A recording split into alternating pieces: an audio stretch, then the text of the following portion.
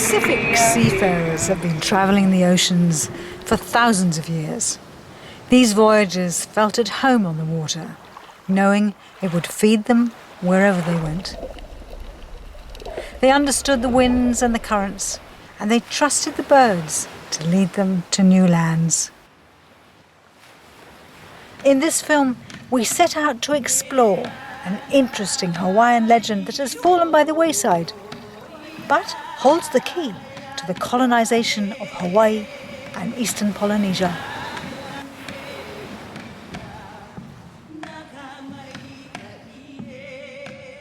I'm standing here looking out over the Waipio Valley on the big island of Hawaii.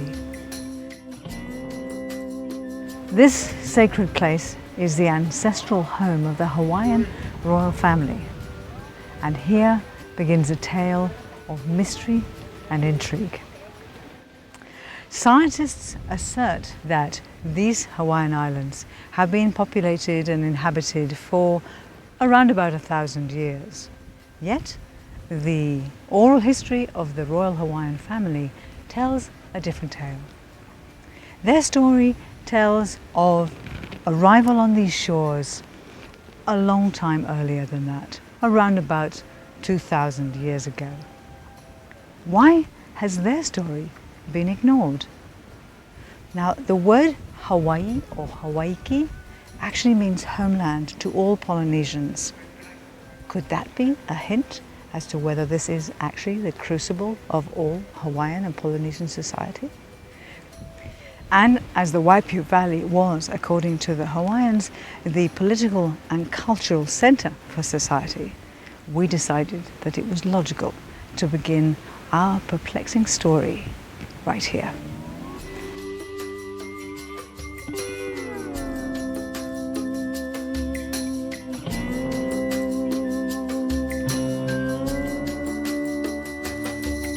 As we bounce our way down into this sacred valley of the kings, we wonder if our guide Hulalani, a direct descendant of the chiefs who resided in this valley, will be able to show us evidence of the age and depth of history of this sacred place. My name is Hulalani Koino I Kamakani Anu Heopuna, and we are our family property that was from Chief Opunui to the Hussies to the Kikuolanis. And this is our burial area.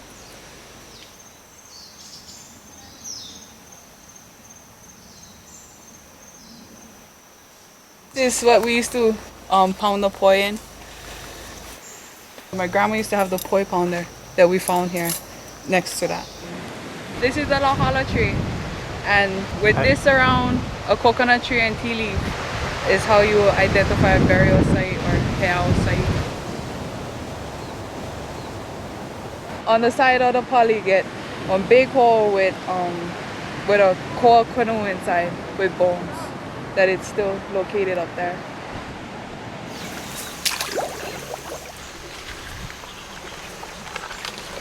As Hulalani is showing us around her family property, she describes a history that goes back only 300 years. And we realize that much has been lost through the passage of time. Tsunamis have also taken their toll on this valley, and little or no physical evidence of the deeper history that lies beneath the ground is visible. However, what we did see was some graves of the chiefly families of Hawaiian royalty, but not the one we'd hoped to find. The grave of Solomon Peleolani, the chief who was responsible for documenting the legend that we are investigating, which forms part of the Hukumu Kalani Hukumu Kahonua. His burial place remains hidden to this day.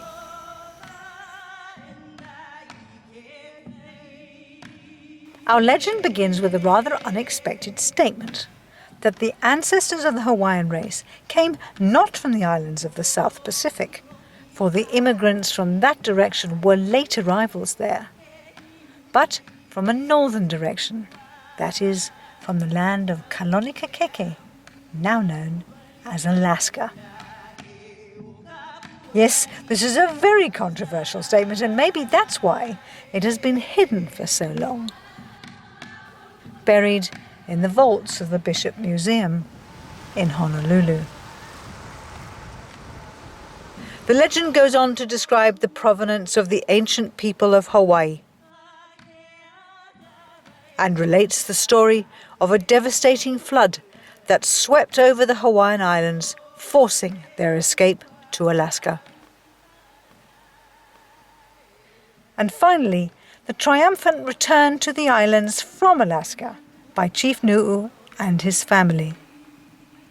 We will revisit the details of this legend throughout the film.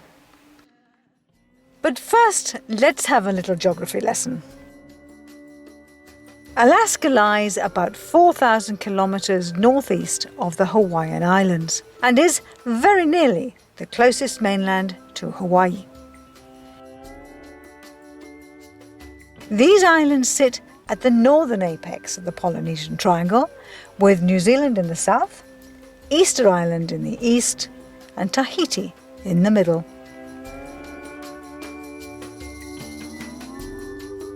Hawaii is the name of the largest and youngest of the 8 islands that comprise this archipelago. Each island has its own unique history, but first we're off to Kauai, the oldest of the islands.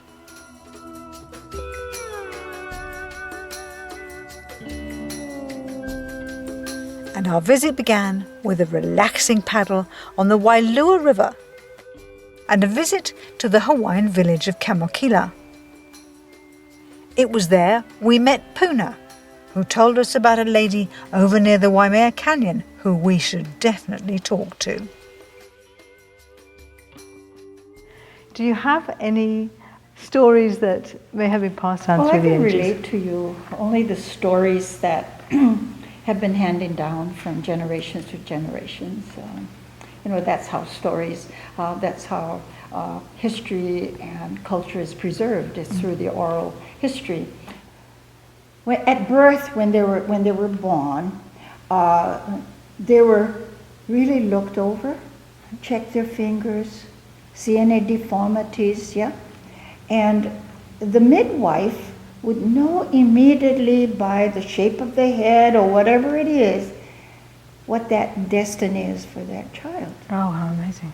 And many times, a name will be given to that child so that it will perpetuate that, whatever that child's destiny is. Hawaiians didn't have melody. It was mainly glottal chanting. Okay. Mm-hmm. Melody was brought in after 1820 by the missionaries.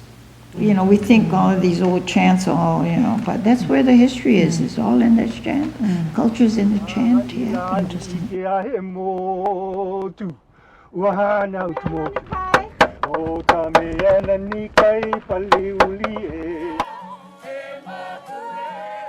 In New Zealand, we also heard how Polynesians place great importance on remembering their oral histories. We were taught by our old people, and it was because we never had a written language that a lot of our stories and our histories were passed on mainly through word of mouth, or they were told through a lot of our art forms. All of our carvings and our patterns have different meanings, so that was sort of like our writing in days of old. When we walk into our houses of whakairo or our carved houses, we're walking into a visual library. So all of these carvings have different stories that they portray about our ancestors, about the lands that we used to live on. The Māori people being the only, maybe some of the islanders as well, actually, that can trace their genealogy and actually recite their genealogy back to the Creator. Okay, and that's where a lot of the history of our travels and our buzz comes from, is from the whakapapa. And that was one whole school of learning. Whakapapa was that important that you were taught it over and over again so that you'd never forget it. Therefore, you'd never forget where you came from and that sort of thing.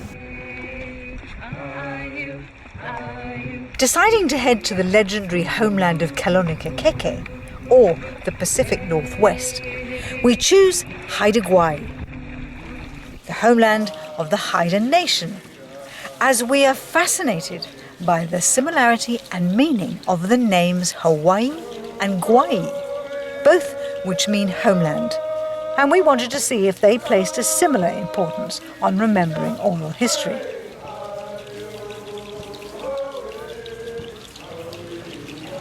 When a child was born, they would watch them very closely, and all the men in the longhouse with white hair, meaning the elders, would choose a youngster, and as soon as he started talking, I suppose they started a certain amount of training, and then it would progress until they would relate a section of the creation stories one night, and the next night it was up to the trainee to relate word for word perfectly what he had heard the night before.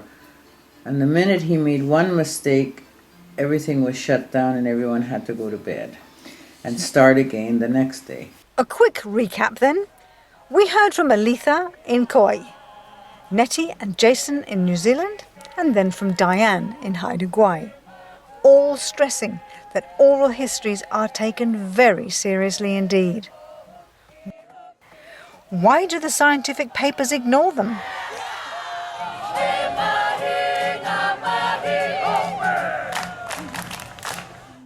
Returning to the legend, one part that fascinates us is the story relating to Chief Nu'u and his family's arrival in Hawaii from Kalonikakeke.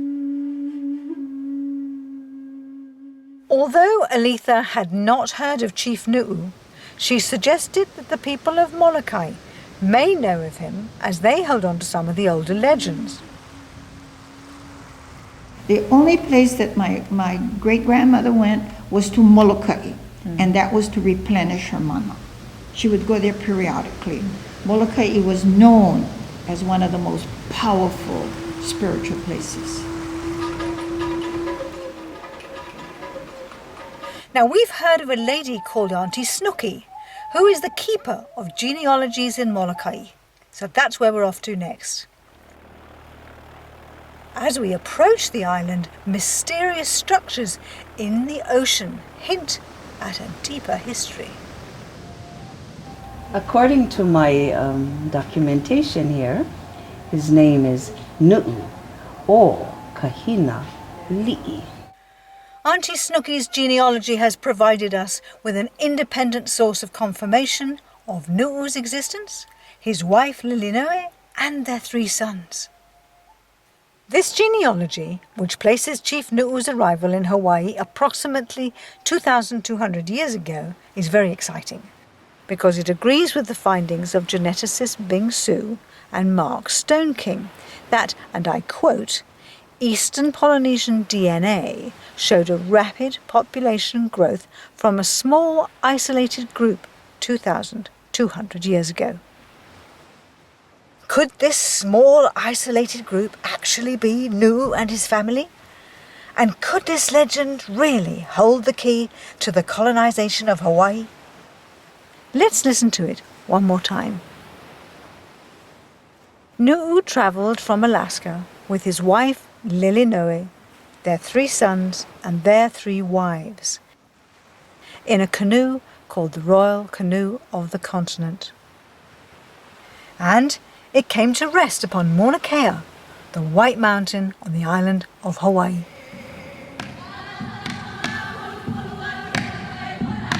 We're on the top of Mauna Kea. This would have been the mountain that Chief Nu would have seen from his boat way out there on the Pacific, maybe 200 miles out. He would have seen this mountain with snow on top, and he named it White Mountain, and he headed straight for it, and then he would have found the cliffs of Hawaii.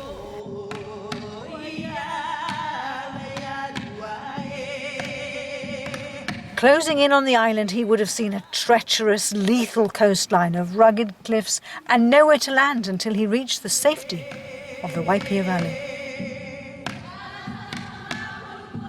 This is the beach, the very beach that 2,200 years ago Chief Nu would have arrived, and they would have seen these incredibly steep sides, this valley with this wonderful river flowing out into the ocean, and they would have seen a safe haven.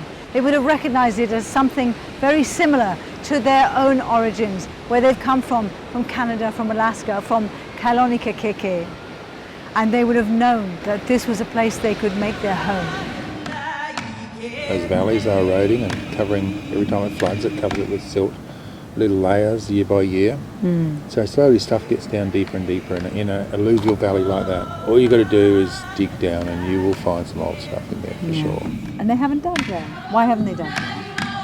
The people in this valley, who I believe came from Canada and Alaska, where they have ice and sleds, used to have a sport where they'd slide down the grassy slopes on a sled.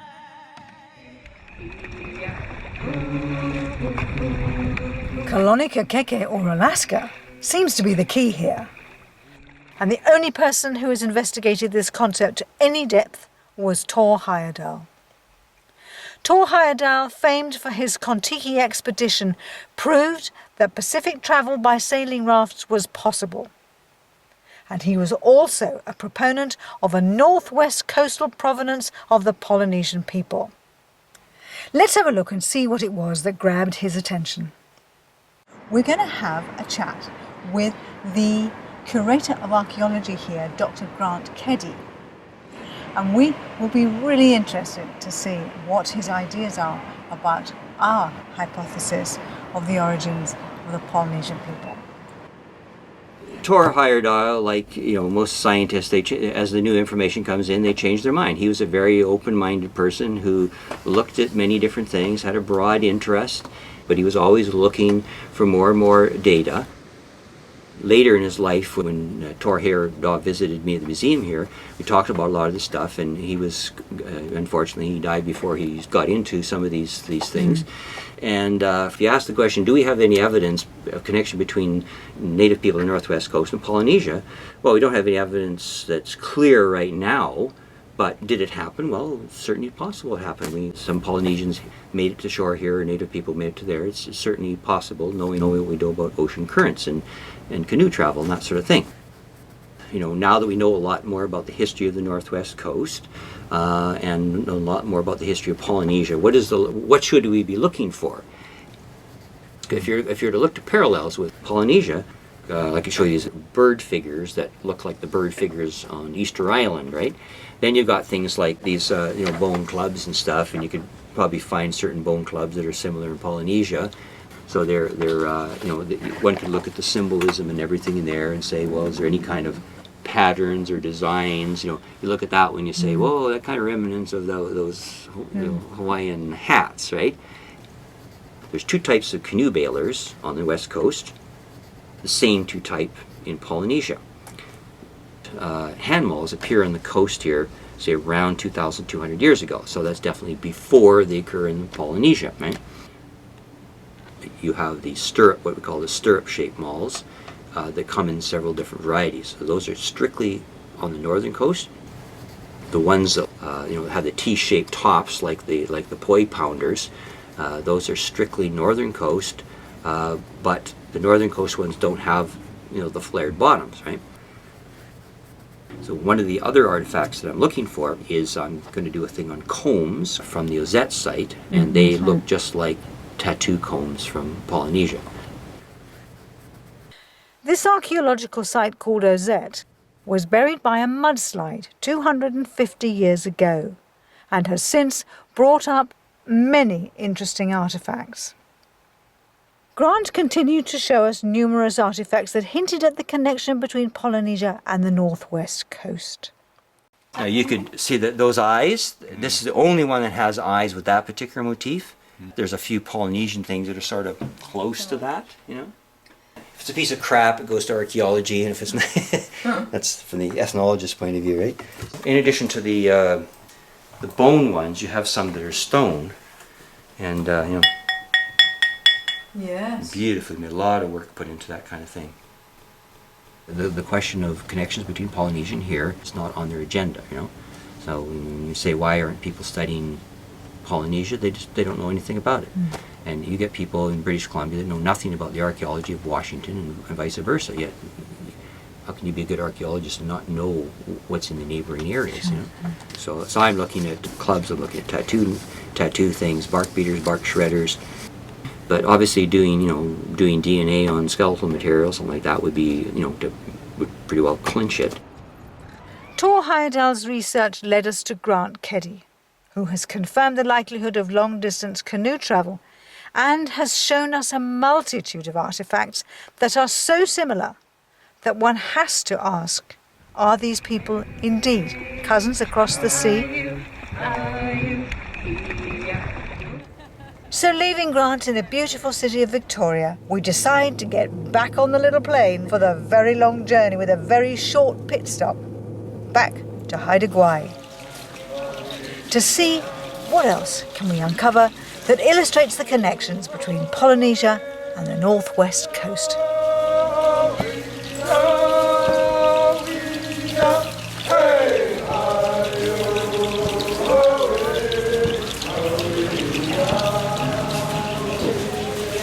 I'm standing outside the Haida Heritage Centre, a building that has been built for the Haida people to learn more about their culture through their dancing and through their songs. After a very sodden celebration of the Haida Heritage Centre's anniversary, we were able to catch up with Sean Young, the archaeologist on contract to the museum here. And it has to be said that Sean looks very Polynesian. We always make jokes with them that either vice versa. We're like, well, maybe you came from here and just left here because the weather sucked and you wanted to go somewhere where it's nicer. Because it would make no sense leaving Hawaii and coming here where the weather sucks. I understand that the Haida do earth ovens. Quite similar to the Maori. Build a fire, big cobbles, get it really hot, like pretty much let it burn for half a day and then let it burn down. Remove the cobbles, dig the pit up, because you take the heat from where it was dug. Put your big cobbles in the bottom and start layering it with your leaves and stuff, and we use burlap sacks and stuff, like wet them. Same as the leaves, wet them and put all your food there and cover them again with the leaves and then burlap sacks, and then fill up the earth on top from the fire and then leave it for half a day. From the Haida, just south of Alaska, to the Maori of New Zealand, their earth ovens are almost identical. What else did we find? We have talked to a gentleman called Robert Cross who has a son who was born with a birthmark on the lower part of his back, and they spent some time in Hawaii, and there in Hawaii this child was accepted, acknowledged as being of Hawaiian blood, because apparently there is this birthmark on a lot of Hawaiian people, this lower back birthmark. It's not a tattoo, it is like a genetic marker. We were pleased to hear from Cliff Thompson in New Zealand that this birthmark is a characteristic of most Polynesians. All of us, all of us, every single Maori has one born on it. It's like a bruise on the backside here, and it just disappears in time. Okay. During our research, we noticed that there were many connections between Canada and Polynesia, including place names and voyaging stories.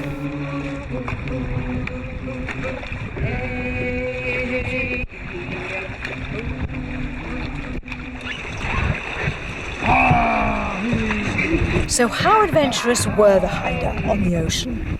Haida's pretty much in a nutshell were the Vikings of the northwest coast. Well, we traded a lot. We intermarried with certain nations, but we also raided and brought war to a lot of nations, from the Tlingit in southern Alaska all the way down past Washington state. Our canoes were found in northern California. Sean's description of extensive canoe travel reminds me of the stories that Grant Keddy told us back in Victoria. So there's actually these oral traditions talking about named individuals. He took his family and they left, and often never to be heard from again. And so where did many of these people end up? Out to sea somewhere. We never hear those stories. And So there's only this one Haida story. A man and a woman went out were out fishing in a canoe. They got blown out to sea, and they were continued to be blown out to sea for 3 weeks. They came to a place where there were people wearing red, and one can interpret that as red cloaks of a Hawaiian island or something like that. But all we know is that they're wearing some kind of. They're described as being sort of red on the upper part, and these people treated them nicely. They stayed with them. They fed them. They stayed there for 5 years. Then they told them it was time to go. And they said, because you live to the east, to the rising sun, which then by that alone implies that you're on an island somewhere away offshore, they taught them how to follow the birds, and they mentioned specific birds that did this migration. So these people left, and the bird landed on their canoe, and when the bird left, they changed the direction of their boat to where the bird went, and they kept doing this. The birds would land on their canoe, and they kept changing direction. So they got back home by following the birds that were heading to the shore. Grant and Sean have confirmed for us that ocean travel between the northwest coast and Hawaii is totally plausible on several counts. The most important point he makes here is that these early seafarers had total faith in following the birds. Ornithological studies have shown that these birds fly from Canada to New Zealand every year, and the Pacific voyagers would have used them along with their detailed knowledge of ocean swells and star navigation to reach the far-flung corners of the Polynesian Triangle. These ancient voyaging routes were preserved in their chants, as evidenced here by this beautiful Haida story told by author Barry Brailsford. I'm going to tell you about the visit by the elder from the Haida and his son. As soon as I met them, I knew it was a time of ceremony, in as much as he brought great mana, and so did his son, that this was a very special visit that they were making to this land. And the Haida put on all their gear, their beautiful costumes, and then they told their stories. And they told the story of sailing to Japan and back, and other voyages, but also the story of coming to New Zealand a long time ago and then sailing home again. When they tried to explain, in response to the questions, how they navigated, in fact how they got to Hawaii, which they were starting to release to the world. We've been places. We had great abilities on the ocean. To get to Hawaii, they followed the hummingbird. The hummingbird doesn't go beyond the shore. How did you follow the hummingbird? Of course, what they didn't understand was that the hummingbird was a star pattern. I think if you could go to a newspaper in Hokianga back in 1938, you might discover there a report about an old man, a grandfather from the Haida, who took his son called Grey Wolf, who was then just 12, and said, we're going to make a seagoing kayak. And they took 2 years to do it, according to Grey Wolf. And the grandfather told the lad, we're going to make a great journey to a land far away across the ocean. And they arrived in the Hokianga in New Zealand in 1938. They stayed for a time, then they went back again. And Grey Wolf came here in the early 1990s and shared his story. Puts this whole understanding of how these people were capable of making such amazing journeys and returning from whence they came. It puts back there the amazing, amazing abilities of people of long ago. Abilities that we've set aside, don't even bring to mind. What was fascinating about Barry's account of the Haida's visit is that they followed an ancestral sailing route that took them straight to Hokianga Harbour, the landing place of Kupe. Kupe, and he was probably the one who's said to have discovered New Zealand. Okay, he landed up in Hokianga Harbour, which is up there, and he fashioned an adze, greenstone adze, down the South Island, and he took it back. Tamit's couple must have came quite a few generations after that, but he ended up with the adze, which he got someone to fashion the Te Arawa canoe with. The connection between kupe and greenstone is intriguing, as it was a prized material in both New Zealand and the west coast of Canada. Is this a clue as to where kupe originally came from? They would make finished jade artifacts up in the interior of the province and trade those down to the coast. And they're actually cutting these with pieces of schist that have garnet in it. So garnet's actually, that phrase is very hard, but garnet's harder. They sawed this through from both sides and snapped it off and then ground it down. A lot of work went into these things. Greenstone to us is the most valuable stone in the world. More valuable to us than gold. What other culture in the world holds it up in that sort of significance? Definitely the Chinese, or the pre-Chinese, you know. Yeah, and the Haida, so you've got the Canadians, natives as well. And it's probably for the same reason too. It's a connection to spirit, spirituality.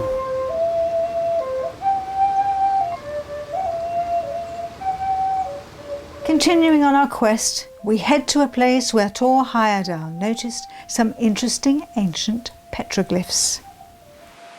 We're going to get ourselves on a boat and we're going to go for a whole day to a place called Belakula. And Belakula will hold surprises and treasures that we have yet to imagine. It's pretty chilly, but it's not too bad. It is kind of nose freezing kind of weather, but never mind. As we come into the little harbour of Belakula, we're reminded of the high cliffs of the Waipio Valley. This is, in fact, the place that Tor Heyerdahl believed the Polynesians first came from.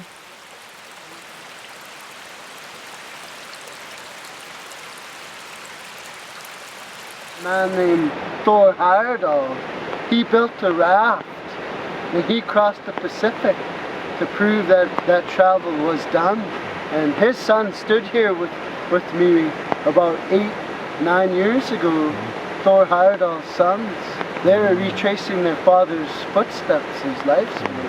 Having them walking around here, I thought, wow, this is history, this is history. I believe it was like the Maori people were known to be travelers of the Pacific Ocean. They traveled to Pacific Rim looking for a place to call their own. And I believe they came in looking in here. We got this phone call from a friend in Auckland. He said, I've come across these Haida people who are going around trying to find people who know about the ancient voyaging, and they found no one, and they go in 2 days, and can you help them? One of the stories they shared was quite amazing for me, in that, we were both stunned by it. With the San Andreas fault line running right up through to Alaska and through the islands, there was a lot of earthquake activity, a lot going on, and now at extreme low tides they were actually finding there were squares of rock or rectangles of rock the size of refrigerators and more that were squared on all sides, and they couldn't understand what these were. They were starting to intrigue them, so they made a big effort and they cleaned off all the marine life, and they found there were carvings in the stone. And we know nothing of these. We don't know what these symbols are. So they shared a lot of things, and then the elders shared some of their voyaging stories. It was a lovely occasion, that was very supportive. And then the old lady, she looked at the tohunga, just gave a little nod and said, and he knew to go to the corner where there were 5 talking sticks. I've seen them, there's always 4 or 5 there. And he took each stick in turn and he looked at it, then he chose one, he brought it back and he gifted it to the old one. Well, they left late in the day, early the next morning, and they had to fly to Vancouver. And when they arrived, their shaman from the village was actually waiting for them. He couldn't bear to wait at home. He just had to make sure the old one was safe. He was there at the airport, and when they came out, the old one was carrying the talking stick, the tuku. And he placed it in front of the shaman, held it like this, and the shaman took it and looked at it and turned it over and looked at it and turned it over and looked at it, held it close, and he wept over it. Because on the stick were carved the symbols that were on the stones that were coming out of the ocean.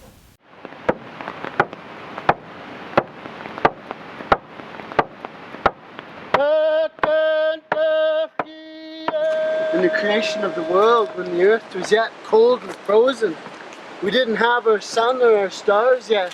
Our elders say everything was Gwaii sus, the color of copper or a golden color. That was the color of the world before we had the sun. That's my Nuchalk name, Gwaii sus, the color of the world before the sun and stars. This reminds us of a similar legend that we heard while we were in Haida Gwaii. The Haida, they have a legend of the sky and the earth being the same color, and that at some stage there is a person or creature that has created a separation between the land and the sky. And this is a very, very important part of their creation legends. The Maori of New Zealand also have a very similar legend of the separation of the sky from Mother Earth. Ranginui is the Sky Father, and Papatuanuku is our Earth Mother. And there is a legend that they were locked in an embrace, and that was prior to being separated by the gods that lived in between them, which were their children. In Neah Bay in Washington State, just down the road from the OZ site, Micah McCarthy, a Macaw tribal leader, also talked to us about their separation of the sky legend. Western science a number of years ago sort of validated the legend that there was a time when people couldn't see the sun because Earth was enshrouded by such a heavy cloud and fog cover that for generations people never got a chance to see the sun or the moon. It just got light and dark, and nobody could see the stars or the sky. And so there's a story in the Puget Sound about lifting up the sky, because if the clouds were so low. Micah, the Haida, Nettie and Chris are all telling the same ancient legend. So what are these stories depicting? What could have caused the sun and the stars to be obscured from view for so many generations? One possibility is that a comet struck the Canadian ice shield nearly 13,000 years ago, triggering volcanoes and filling the atmosphere with dust. This comet showered southeastern America with bullets of water that gouged out 500,000 craters known as the Carolina Bays. It also showered North America with microscopic nanodiamonds that can still be found in the sediments today. Sad to say, there would have been few survivors. Subsequently, there was a significant repopulation of America around 12,500 years ago from East Asia by a seafaring people who carried a characteristic female DNA marker known as haplogroup B. The arrival in Canada of this female DNA is recorded in an old Chilcot story which says, "Some strange people came from the Western Ocean. Among them were two sisters. They landed on Doll Island in southeastern Alaska. There, the sisters met and married men whose people were coming down the rivers from the interior. One sister went with her family to Haida Gwaii. Her children grew and multiplied into the Haida nation. The other sister went with her family to Prince of Wales Island and became the ancestress or mother of the Tlingit nation." What is most interesting is that the people of the Pacific Northwest and the Polynesians share a unique piece of DNA called HLA-BW48, once thought to be unique to the Polynesians. This genetic relationship between the Polynesians and the people of coastal Canada shows that they were all part of the same group that left East Asia to travel across the North Pacific via the Kuroshio Current about 12,000 years ago. This migration event from the east is also recorded in a Hawaiian oral tradition describing the adventures of Hawaii Loa. Adventures which took place so long ago that Hawaii was geographically quite different. He left from the Yellow Sea on a fishing expedition, travelling east with the constellation of Pleiades, which led him to the islands of Hawaii. After reprovisioning his ship, he sailed back to East Asia, gathered up his family and returned to colonize the idyllic islands of Hawaii. The genealogy of Hawaii Loa shows that he lived many generations before Papatūānuku and Ranginui, before the time of chaos and before the great floods at the end of the last ice age that not only flooded the coastal plains of East Asia, but also the islands of Hawaii.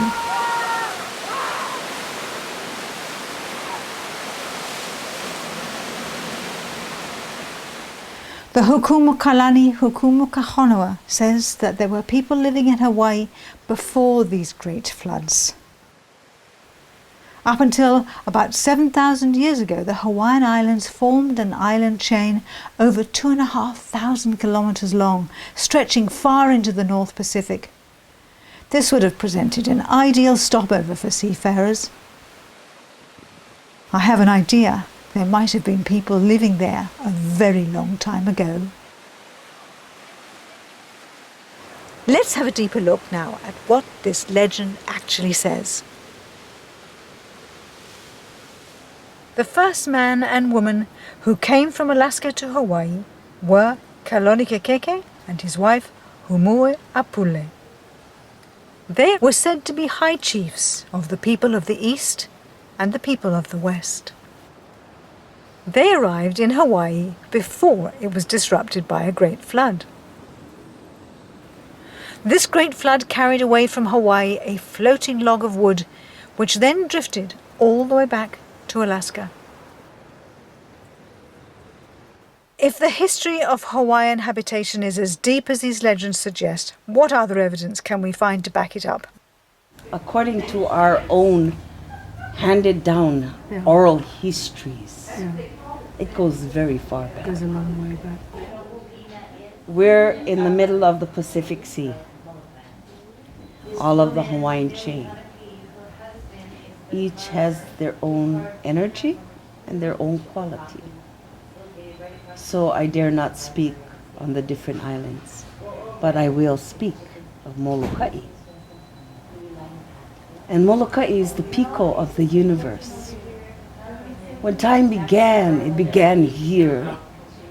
And after the flood, many went out. But in the now, they are coming back home. It was a whole continent in the Pacific Ocean, as Atlantis was a continent in the Atlantic Ocean. Hawaii itself dates back to the time when Sumerians was writing Sumeria. We were called the Mu people. The Mu. Mu, M-U. Probably your times of your mystical times and all that Atlantis and all those times. So nobody charted an ocean like we did. Absolutely. Like they was sailing around the world from the times they were building Egypt, they said. Yeah. What other evidence is there in Hawaii that people were living here in ancient times?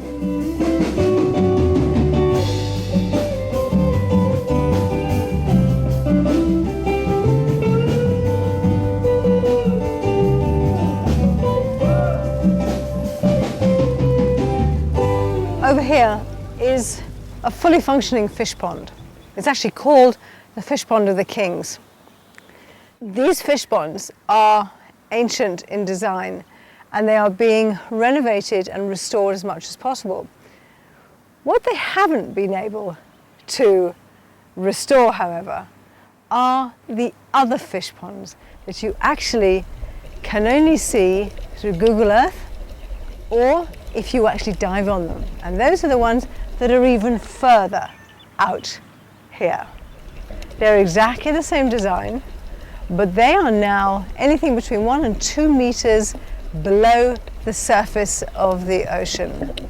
So at some stage, somebody built those fish ponds out there, and the water has now risen above them, or the land has sunk down, possibly a combination of them both. But what is interesting about these islands is that almost in every single case there is subsidence of the islands of about 4.5 inches every 50 years.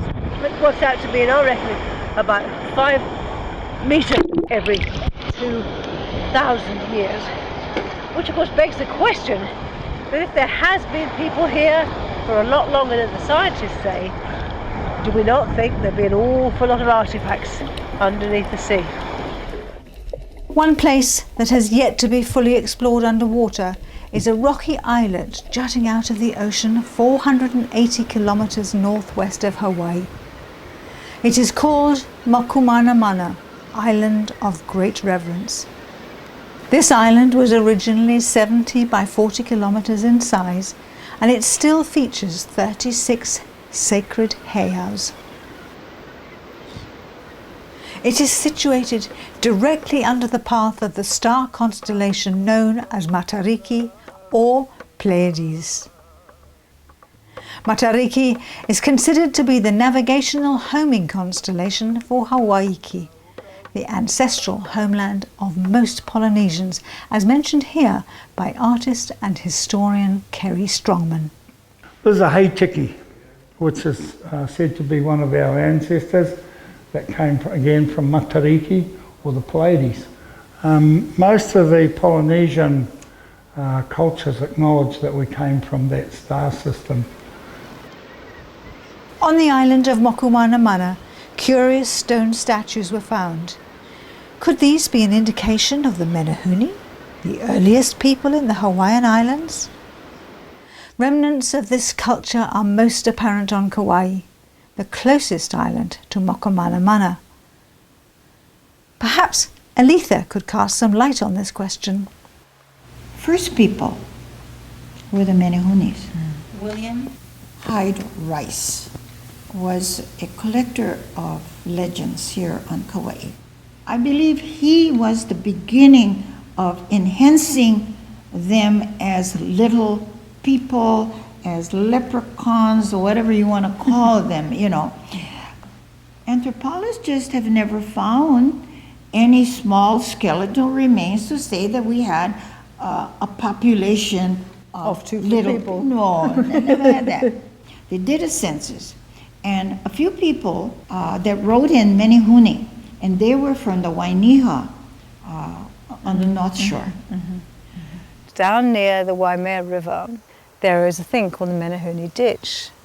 It is said that these people were here before times of the Hawaiian, and they were an engineering sort of people who knew how to build fish ponds and ditches. And we just met some people who live here, right here in the Waimea Valley, and those people have just said that their ancestors were of Menehune extraction. The people in that valley have maintained that ditch right through the years, and there were these people that looked a little bit different to your average Hawaiian. And I said, "Are you connected to the people that built this ditch?" And they said, "Oh yeah, we are Menehune." And he had this. He had a top knot. They had this top knot with a stick through it. The Menehune tie their hair up in a top knot and put a stick through it. Has your family's always lived here? I live here. Yeah? Yeah. You still farm here? Yeah, I live right down the road. Taro or? A taro. But I'm not connected to the ditch. You're not connected? No. My husband is. Yeah, my husband is. Okay, so here we have ancient sunken fish ponds, numerous shrines on remnant islands, mysterious statues and tales of the Menehune. How much deeper can it get? Surely this validates yet again the veracity of our legend. Why has this history been forgotten, and what happened to the Menehune? And when the Tahitians came, they were put to work. They became the slaves. Now, in Tahiti, if you look at that word, slave is Menehune. This Tahitian invasion of approximately 1240 AD is what many archaeologists believe establishes the time of the initial colonization of these islands. This is when the warrior Pa'ao invaded the islands of Hawaii, an invasion that changed everything. There was a man called Pa'ao who came from the islands of Tahiti, and he saw that there were a peaceful people living here. He came back with a whole band of warriors, several ships, and he landed on these shores ready to corrupt the leaders and the gods of the Hawaiians and change the entire system. He changed the entire system by bringing in a kapu system, which was like a punishment system, whereby the smallest infringement of the law that he laid down would be dealt with by death. The Tahitians brought the rank, and the elite, the nobility, the commoners, the slaves. It was all after the Tahitians came. Society changed. And so, you know, we celebrate and we say, oh, this is Hawaiian culture. It's not the true Hawaiian culture. It's been flavored in Tahitian. Now, the scientists who call themselves the chronological hygienists suggest that the large ceremonial sites here in Hawaii were built after the Tahitian invasion. But is this so? Because of the position of this particular heiau and the fact that it sits on this wonderful natural bay, which would have been deep enough to bring ships in, there would have been structures here prior to this particular heiau being built. Tragically, there was another heiau sitting here in the water. Now, this heiau has sadly disappeared altogether. There was a certain amount of interaction with explosive devices, and that could have had something to do with the fact that that heiau is no longer visible, which is a pity. It was visible up till about 1950. There's another heiau over that way called Mu'ukini. It was actually built in 480 AD. That's 1500 years ago. So with the scientific paperwork that says that there have been people here only, let's be generous and say 1200 years, where did the people come from to build that heiau? Ostensibly, according to the records, they needed 18,000 people to build it. And they brought large volcanic rock from 14 miles away to build that heiau Mu'ukini. Where did these people come from if there was no population? It seems to me that there must have been an awful lot more people here than the scientists are willing actually to admit. So it seems that there is a lot of circumstantial evidence suggesting that people have been living in Hawaii for a lot longer than is commonly believed. If so, Polynesians have actually been here since before the floods that came after the last ice age. Just like the legend says. It is logical, therefore, to assume Hawaii is in fact the crucible of Polynesian society. Hawaii, the homeland.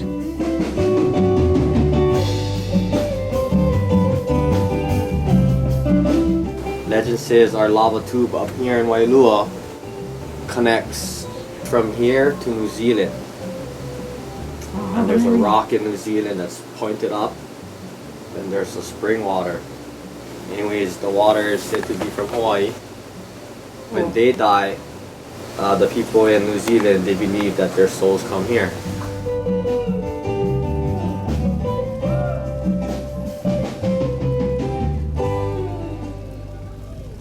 Our quest in this film was to establish if 800 years of habitation of the Hawaiian Islands, as asserted by some scientific papers, stacks up against the ancient legend of Hukumukalani Hukuma ka Honua. What have we discovered?